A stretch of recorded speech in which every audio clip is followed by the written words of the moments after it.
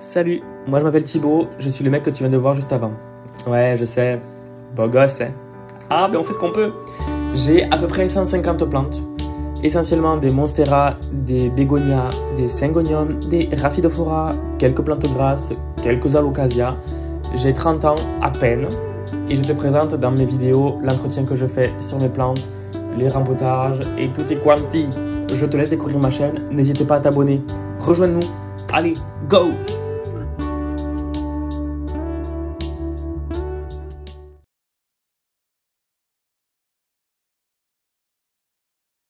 Salut Bégonias, j'espère que tu vas bien. J'avais dans l'idée de faire à la base une vidéo sur le potager ou le jardin en début de mois chaque fois, sauf que je peux pas, donc je fais comme je peux.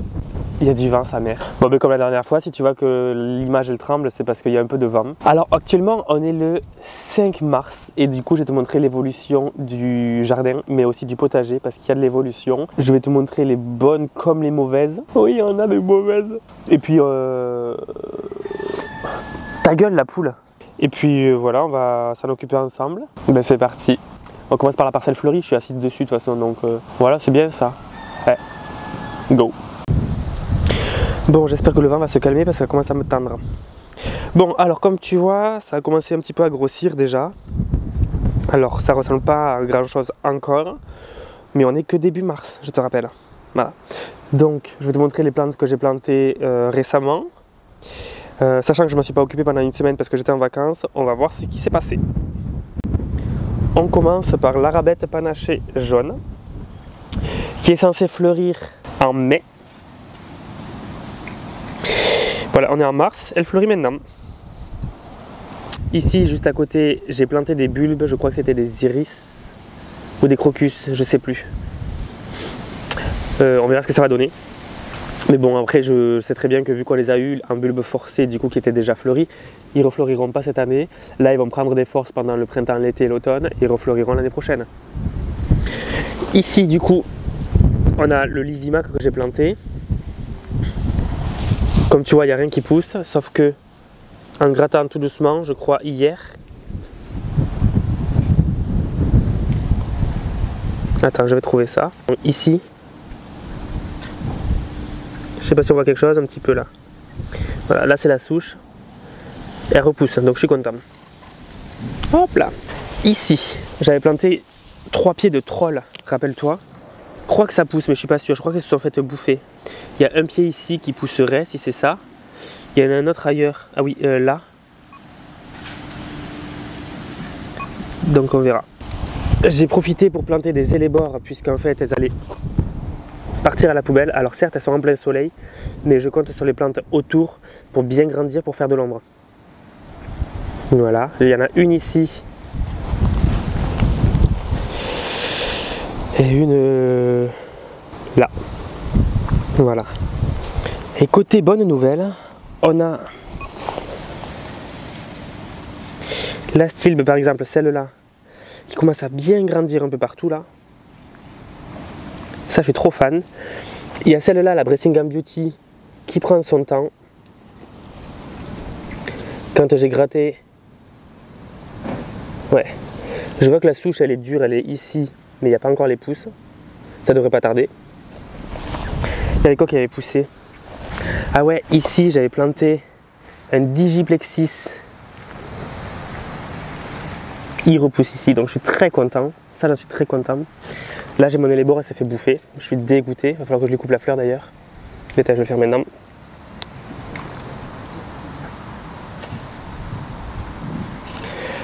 Et là on voit vraiment que le printemps reprend parce que tu as là l'hémérocale ici. Ici. Tu as l'hosta qui est en train de reprendre ici. Je crois que c'est un peu flou mais bon tu le vois. Là-bas, la partie pourpre, c'est la stilbe. Donc ça, j'en suis trop fan. Ici, j'ai l'agapanthe. Là, attends, on le voit ou pas? Oui. Là, c'est un phlox qui repousse. Ici, tu vois, c'est une primevère. Regarde comme elle est magnifique. Donc ça se voit vraiment que le printemps est en train de revenir, ça fait tellement du bien. Et puis par-ci par-là, je redécouvre des plantes qui ressortent. Par exemple, ici, on a un astère. J'en ai un autre là. Voilà, je suis à contre-jour, donc je vois pas si on y voit bien ou pas. Et la giroflée qui commence à exploser avec toutes les fleurs. Regarde-moi ça. Bon, lui, il repousse. En fait, les -5 lui ont fait énormément de mal. Mais il repousse bien, tu vois, un peu partout. Donc ça, c'est super agréable. Faudra que je le taille au printemps. Ici, on a la floraison de l'euphorbe qui commence. Elle va être magnifique, ma fille.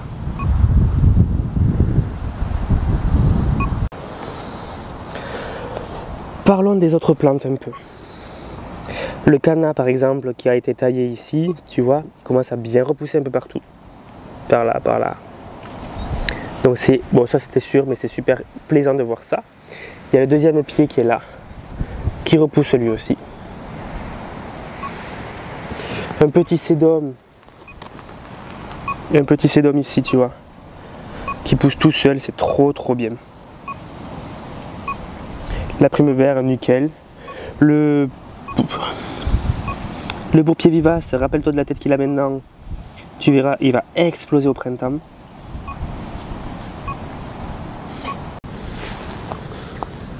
Ici, tu vois, ça là, c'est peut-être une monarde qui repousse. Il y avait une étiquette de la plante qui s'appelle la monarde. Elle n'avait pas raciné, je croyais. Et en fait, elle repousse là. Je suis trop fan. Je crois que c'est ça. S'il faut, c'est une mauvaise herbe, mais je pense pas. Croisons les doigts. En parlant de repousse, ici, il y a un pied d'astilbe qui est là. Tu vois, il repousse là. Et là, c'est que le début. Là, j'ai l'astilbe aussi. Cet astilbe là. Mais le pied mère est là. Et là, je crois que ça en est aussi. Je suis pas sûr, je sais plus la forme qu'elle avait quand je l'ai plantée. Et là, la plume du Kansas. Ça, je la trouve trop beau. Et bien, elle repousse là. Attends. Là.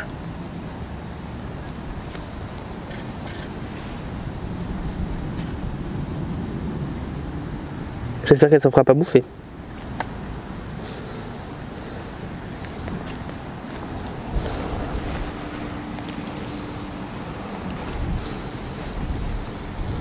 Là, j'ai ce phlox là qui repousse ici.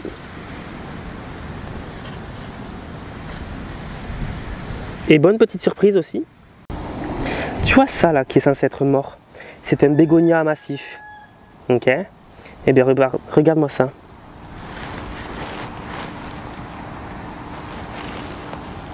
Là. La pousse juste à côté. Cette pousse là. Ça repousse. C'est qui repousse et celui-là aussi. Celui-là aussi repousse, tu vois. Là. Ça c'était le pied mère. Et bien là, bam. Alors on le voit pas trop encore. Mais il repousse. Mais c'est pas génial ça? C'est trop bien la nature. Et j'aime trop. Ce qu'il va falloir faire, c'est que je taille la sauge arbustive.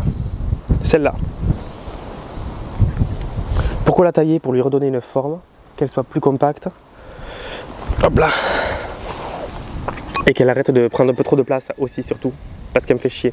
Elle est trop grosse, fille.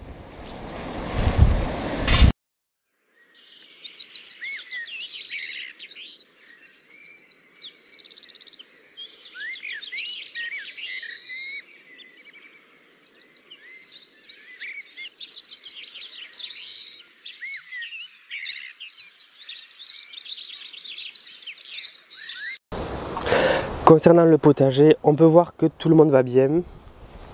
Les choux de Bruxelles, par exemple ici.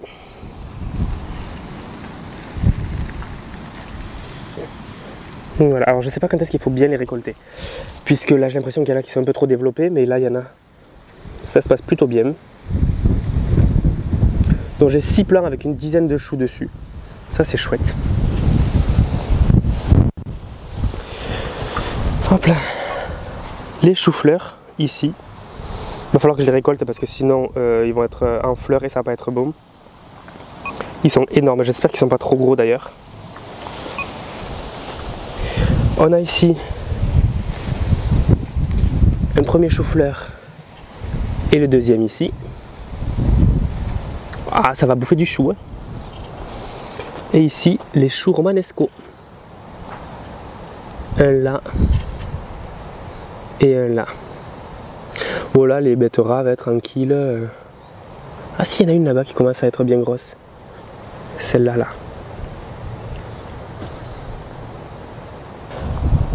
Là, je t'ai fait un update de ce potager et de cette parcelle fleurie. J'ai plus trop de batterie déjà, donc je peux pas trop filmer, sinon ça va s'éteindre. Je te montrerai les actualités dès qu'il y en aura, c'est-à-dire je sais pas quand. Je sais pas quand est-ce que je vais pouvoir filmer le reste. Là, ce que je vais devoir faire du coup, c'est tailler la sauge arbustive et continuer à désherber, parce que rappelle-toi, j'avais mis du paillage qu'on utilise pour les poules, sauf que dans le paillage pour les poules, il y a plein de graines qui se sont mises à germer. C'est super chiant. Donc les prochains jours qui vont arriver, de la taille et du désherbage. Et un peu d'arrosage aussi parce que le printemps commence à bien arriver là sur la zone toulousaine. Du coup, il n'y a pas trop de pluie, donc il faudra quand même s'il y a du paillage, il faudra quand même apporter un petit peu d'eau pour que les plantes puissent se boire un petit peu, quoi. Voilà. Mais écoute, j'espère que ça t'aura plu de voir l'avancée des plantes, le printemps qui commence à bien arriver. Moi je te check, je te dis à très bientôt pour une prochaine vidéo. Voilà. La bise à Denise. Ciao.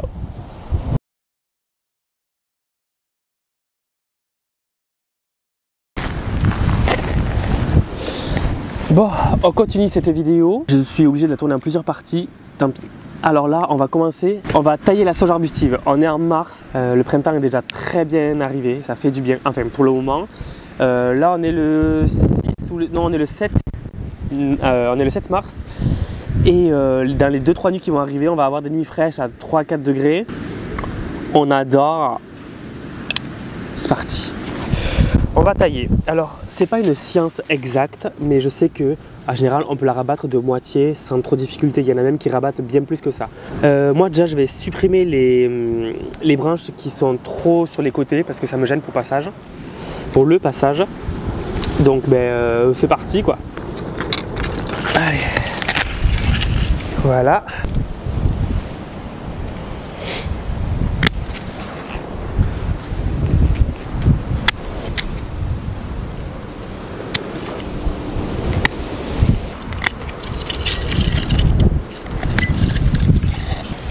On en profite pour tailler les petites brindilles sèches qui ne servent à rien. Alors c'est bon. On a bien rabattu la sauge, regarde-moi ça. C'est une plante qui se bouture super facilement. Alors il faut éviter de prendre des rameaux trop vieux. Mais les rameaux de 2-3 ans à peu près qui commencent à avoir un petit peu de bois, me semble-t-il que dans mes souvenirs c'est possible à bouturer. Pour bouturer ça c'est très simple. On va dire que je vais bouturer cette partie, ok? J'enlève toutes les parties sèches. Hop là. Je la nettoie. Ok. Une bouture, il faut quand même enfoncer un petit peu dans le terreau. Et pour éviter que ça pourrisse, dans le meilleur des cas, ce qu'il faut faire, c'est enlever les jeunes pousses que tu vas mettre dans le terreau. Donc tu enlèves. Ok. Voilà. Et ça, tu mets ça dans un mélange terreau, plantes fleuries par exemple, ou horticole, avec du sable et des cailloux éventuellement pour le côté drainant. Tu maintiens légèrement humide et logiquement c'est censé raciner sans aucun problème. Voilà. Alors nous on va pas le faire parce que j'ai pas la place.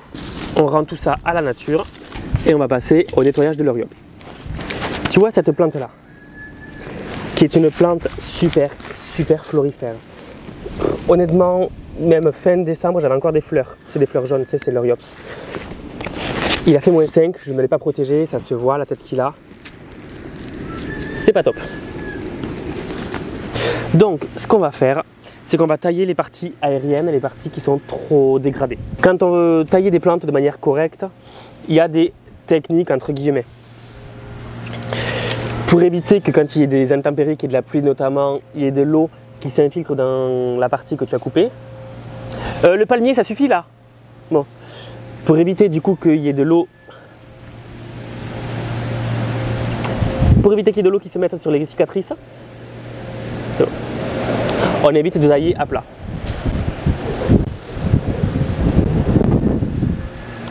On taille de manière à ce que l'eau ne passe pas. Allons-y gaiement. On taille de manière à ce que l'eau ne puisse pas se poser sur les cicatrices que tu as créées. D'accord? Donc, admettons. Attends. Tu vois? Ok, bon. Cette branche-là, on va éviter de tailler à plat. Comme ça, on va essayer de tailler en biseau. Tu vois que si jamais il y a de l'eau qui tombe dessus, ça ne stagne pas sur la coupe que tu as faite, mais que ça puisse ruisseler dessus. Tu vois? Donc, on essaye de tailler en biseau. Comme ça limite la pourriture. Le fait de tailler une plante, hormis de lui donner une forme aussi, ça va lui permettre de se ramifier et du coup d'avoir plus de branches, plus de feuilles, etc. Alors on ne taille pas partout sur une plante. En général on taille au-dessus d'un œil, comme ça la sève va s'arrêter à cet œil là et ça va lui donner un coup de boost et il va pouvoir bien se développer. On évite de tailler trop profond dans le bois, ça fait du bien ma puce, et ben oui hein. Et pareil ça se bouture. Alors pareil on va pas le faire hein, parce que j'ai pas de place, mais... Et voilà l'Oriops.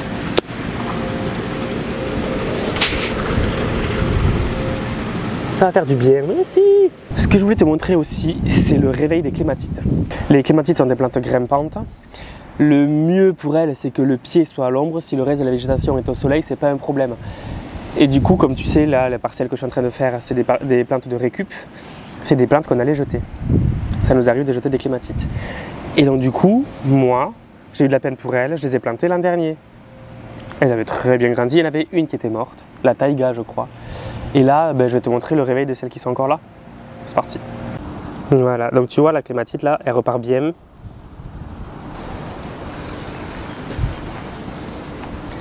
Regarde-moi cette nouvelle tige là, c'est magnifique.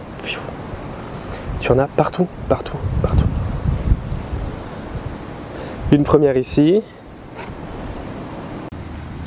Le deuxième pied ici, attends, avec mon ombre, ici là, tu vois. On peut voir qu'elle grandit bien. Celle-là, elle est légèrement plus à l'ombre. Et ça lui pose aucun problème. Mais d'ailleurs, celle-là, on va la nettoyer après, tu vois. Celle-ci, elle débourre là.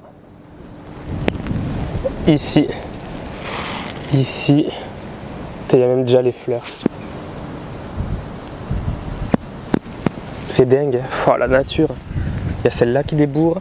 Alors il y a celle-là qui était très timide. Mais je crois que là, il y a un œil qui se réveille ici. Je crois que là, il y a l'œil qui se réveille, mais c'est pas sûr. On va voir. C'est la seule qui déconne. Donc là, elle ne veut pas se réveiller ici. Elle se réveille là directement en hauteur. Voilà. Et il y a... Attends, faut que je me décale. Oui. Celle-là, tu vois, qui débourre ici. Qui débourre ici, là. Donc elle, c'est bon. Il y en a encore deux. Il y a celle-là qui débourre ici, à cet endroit-là. Et après, il y a la dernière ici, mais je crois que celle-là, elle ne veut pas débourrer. Ouais, c'est celle-là, la taïga. Elle est magnifique. Et je crois qu'elle veut pas... Ah si, je crois. Si, là, elle pousse. Ah, je suis content. Bon, concernant cette clématite, comme je t'ai montré il y a quelques secondes en arrière, les yeux qui s'étaient réveillés, de dormance, ils étaient à peu près à la moitié. Donc pour éviter que ça fasse trop dégueulasse et pour parce que je suis maniaque, j'ai envie de la nettoyer, tu vois. En soi, je pourrais très bien la laisser telle qu'elle. Elle se servirait de ses anciennes tiges comme support, mais elle a déjà le grillage qui est déjà pas mal, hein, on va pas abuser non plus. Donc là, on va tailler tout ce qui est mort. La particularité de la plupart des clématites, c'est qu'en hiver, donc en automne, elles perdent le feuillage, en hiver, il n'y a que des tiges super frêles, super fines, et on dirait que c'est des plantes mortes. Que nenni. Il faut juste être patient, et en général, vers fin février, début mars, comme c'est actuellement le cas, il y a les yeux qui sortent de dormance en fait. Et là, tu as les bourgeons qui pop-up de partout, c'est trop bien. Tu vois, ça ressemble à ça en hiver.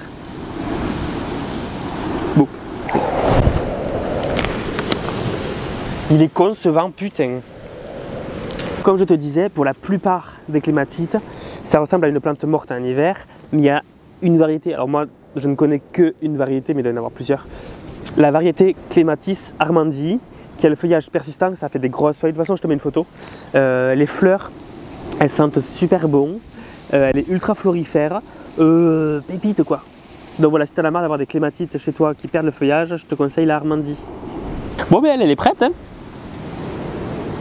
Elle va s'accrocher toute seule au grillage. Bah, c'est bon.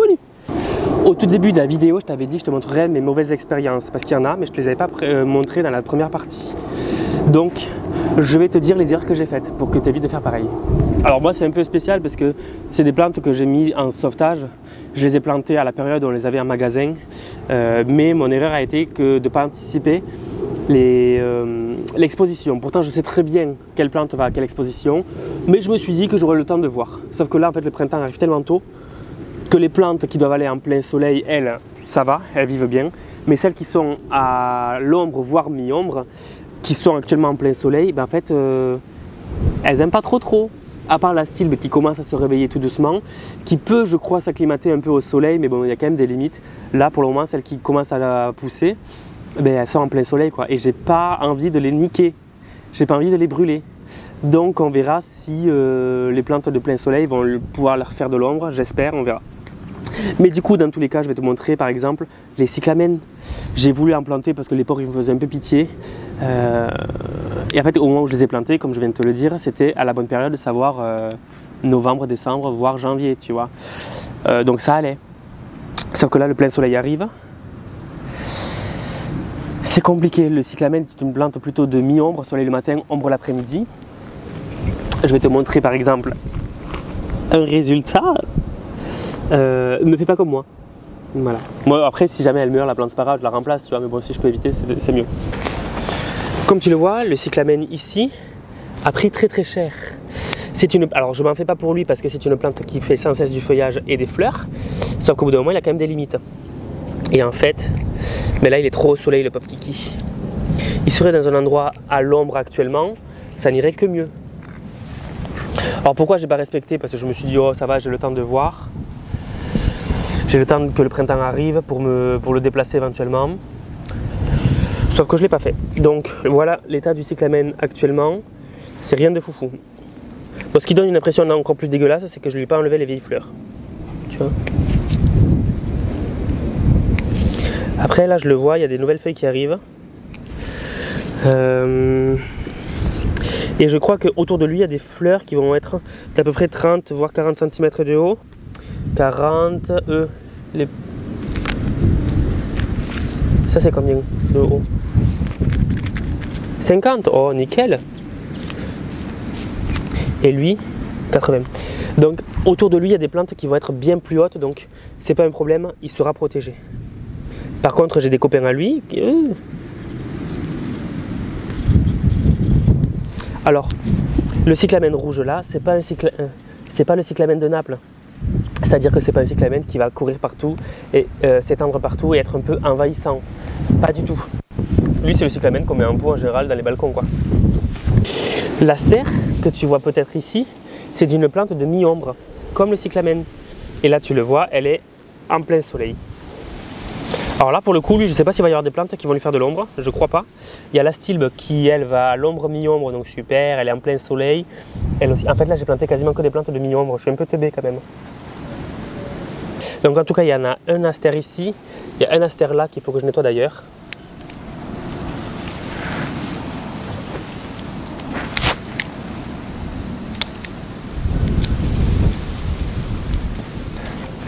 Et bien je crois que pour la partie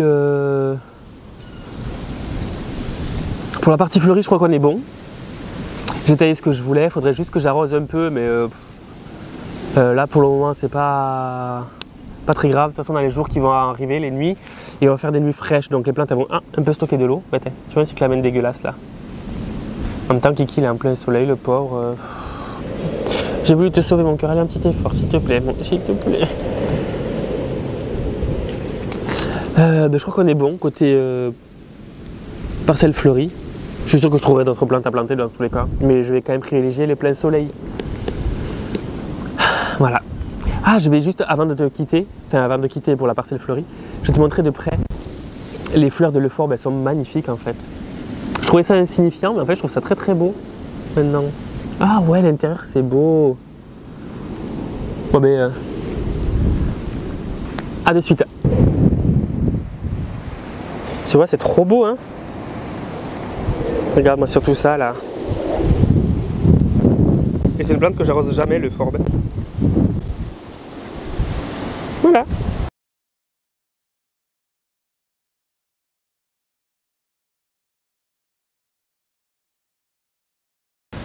Nous voilà sur la partie potagère.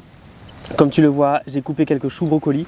Par contre, je viens de voir qu'en fait, il y a des fleurs qui commencent à éclore. Donc je me dis, est-ce que je les ai pas coupées trop tard? Ouh, il va. Donc les brocolis, eux, ils sont magnifiques. Voilà. Ils sont très très bien, ils sont très beaux. Rien à dire. Ça, faut que je le taille. C'était la verveine citronnelle.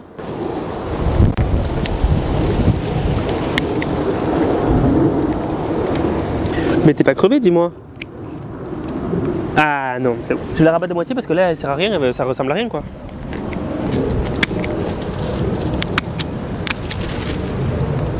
Ah, ça fait du bien. Hop là.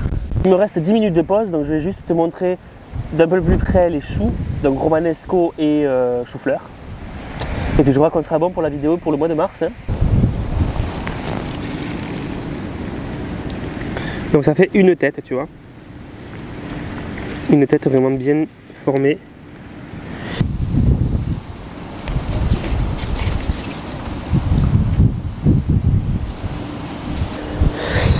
Les choux brocolis, tu vois, ça commence à fleurir. Donc j'espère que je les ai pas récoltés trop tard. Vraiment, ça me... Ouh, je claque des fesses. Les choux romanesco. Ils sont beaux.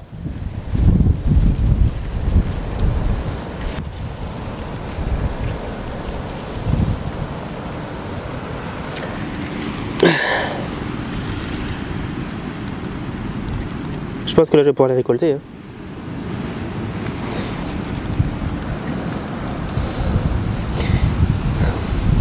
Bon bah écoute, c'est tout pour moi, j'espère que ça t'a fait plaisir. Au moins je te montre l'évolution d'un jardin. Et puis je te dis à très bientôt pour la prochaine vidéo. La bise à Denise quoi. Ciao. J'espère que la vidéo t'a plu. Si c'est le cas, n'hésite pas à liker, partager, commenter, mais surtout à t'abonner. Je te mets mon Instagram ici, c'est le même pseudo, n'hésite pas à m'envoyer des messages, j'essaierai d'y répondre. En tout cas, merci d'avoir visionné, j'espère jusqu'au bout, et je te dis à très bientôt pour la prochaine vidéo. La bise à Denise, ciao!